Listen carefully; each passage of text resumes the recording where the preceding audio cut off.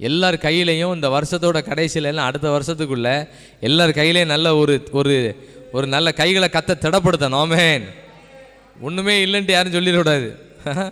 உங்கள்கிட்ட ஏதாவது இருக்குது, சாப்பாடு எதாவது இருக்கான்னு கேட்டவொடனே எலியா கேட்டார் சாரி பார்த்து அம்மாட்ட, எதுவும் சாப்பாடு எதுவும் இருக்கான்னு கேட்டால் அம்மா சொன்னாங்க, என்ன சொன்னாங்க, எங்கள் வீட்டில் என்ன இருக்குது, ஆமாம் கொஞ்சோல என்ன இருக்குது, எண்ணெயும் மாவு கொஞ்சோல அழகு, நானும் என் குமாரனும் சாப்பிட்டு, இப்படி யாரும் பேசிடக்கூடாது.